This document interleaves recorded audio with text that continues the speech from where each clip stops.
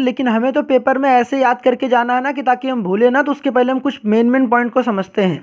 सबसे पहले देखो आपके सामने पीरियोडिक टेबल दिख रहा है, जी हाँ, ये आपको पता होना चाहिए। ये वाले जो लिखे हो ये एस ब्लॉक है, ये हमारे पास पी ब्लॉक है, जो बीच में आता है उसे क्या कहते हैं हम लोग, डी ब्लॉक कहते हैं। तो आप देख पा रहे हो कि जो डी ब्लॉक एलिमेंट्स होते हैं जो कि ग्रुप नंबर 3 से लेकर ग्रुप नंबर 12 तक के हैं, ये एस ब्लॉक और पी ब्लॉक के बीच में रहते हैं। इस वजह से हम लोग क्या बोलते हैं, इनको डी ब्लॉक कहते हैं। अब इसी बात को हमने डेफिनेशंस में डिस्कस करी है।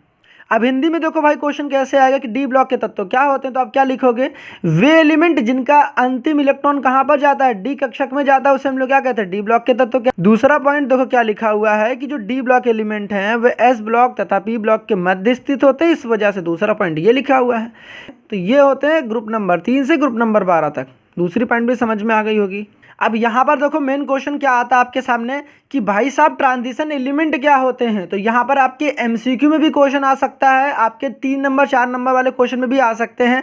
तो यहाँ पर आपको समझना ये होगा, जो ग्रुप नंबर 3 है, ग्रुप कैसे पढ़ते हैं ऐसे, ये जो होते हैं ग्रुप, तो ग्रुप नंबर 3 से लेकर ग्रुप नंबर 11 तक के जो एलिमेंट होते हैं उसे क्या कहते हैं हम लोग, ट्रांजिशन एलिमेंट। समूह 3 से लेकर समूह 11 तक के जो तत्व होते हैं वो संक्रमण तत्व कहलाते हैं। और ग्रुप नंबर जो 12वां है, 12वां जो समूह है वो संक्रमण तत्व नहीं होता है। तो यहाँ हो सकता है आपके पेपर में एमसीक्यू में पूछ ले कि बताओ which of the following is non transition, या फिर पूछेगा कि बताओ ट्रांजिशन कौन सा नहीं है। तो आपको पता होना चाहिए जीनी कनाडा होगा वाले क्या ट्रांजिशन नहीं है। दूसरा आपके सामने क्वेश्चन आएगा कि डी ब्लॉक में कितने सीरीज होते हैं। तो आपको पता है ना, डी ब्लॉक में 4 सीरीज होते हैं। कौन कौन से, 3D series, 4D series, 5D series और कौन सा, 6D सीरीज। 3D सीरीज को हम लोग फर्स्ट ट्रांजिशन सीरीज कहते हैं, उसके बाद सेकेंड, फिर थर्ड, फोर्थ। कैसे जानना, देखो ये वाले हैं फर्स्ट ट्रांजिशन सीरीज, ये है सेकेंड ट्रांजिशन सीरीज और ये है थर्ड ट्रांजिशन सीरीज। और फोर्थ वाली याद करने की जरूरत नहीं, इस वजह से मैंने यहाँ पर नहीं लिखा है।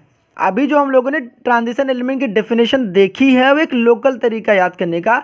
अगर पेपर में आता है तो भाई ऐसे लिख कर आना कि डी ब्लॉक के वे एलिमेंट जिनमें क्या होता है, पार्शियली फिल्ड डी ऑर्बिटल होता है, उसे क्या कहते हैं, ट्रांजिशन एलिमेंट्स कहते हैं।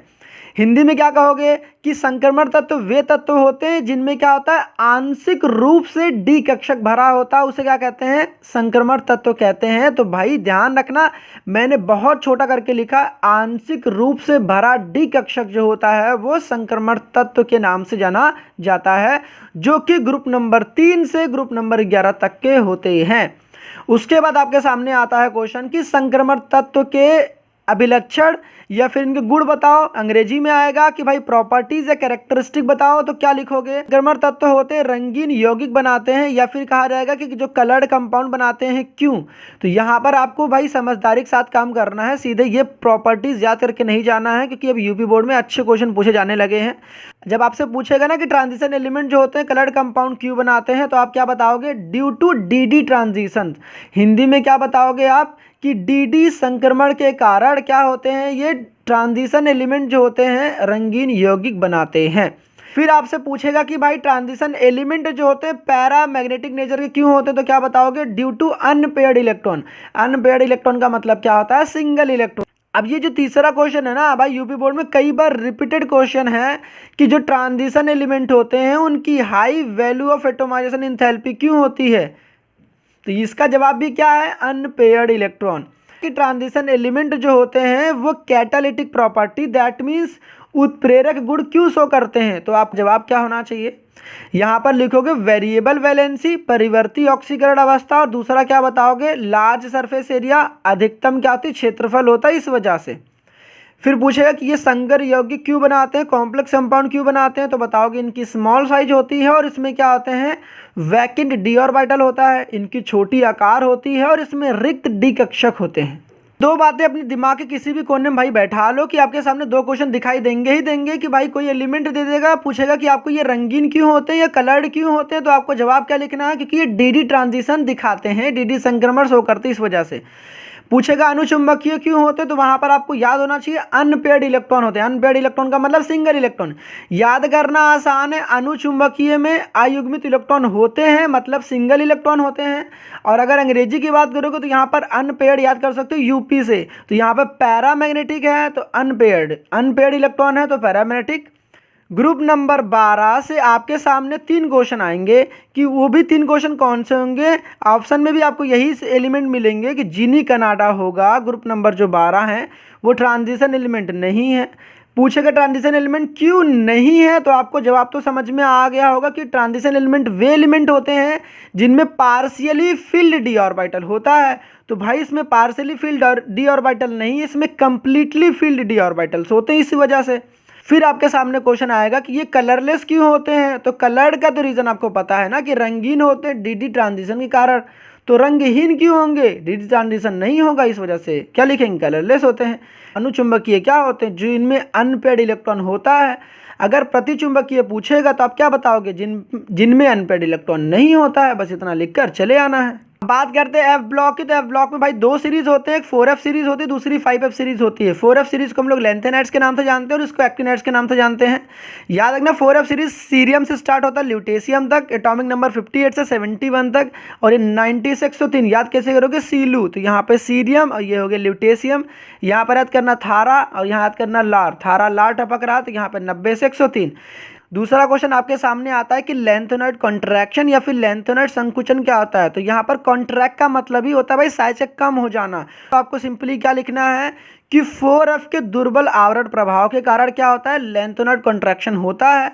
अब अंग्रेजी क्या लिखनी है तो आपको पता ही चल गया, due to poor shielding of 4f electron. बात समझ में आ गई। अगर बाय द वे आपसे पूछ लिया कि बताओ एक्टिनाइड कॉन्ट्रैक्शन क्या होता है, तो जहाँ पर आपने 4f बोला है वहाँ पर आप 5f बोल देना बस। अगर आपके पास टाइम होना तो आप क्या काम कर रहे हैं ना, KMnO4 की प्रिपरेशन वगैरह पढ़ के चले जाना भाई। यहाँ पर तो पहला स्टेप आता है इसकी प्रिपरेशन का, MnO2 की रिएक्शन कराते हैं KOH और O2 के साथ, तो बनता है K2MnO4। क्या बनता है, K2MnO4, जो कि ग्रीन कलर का होता है।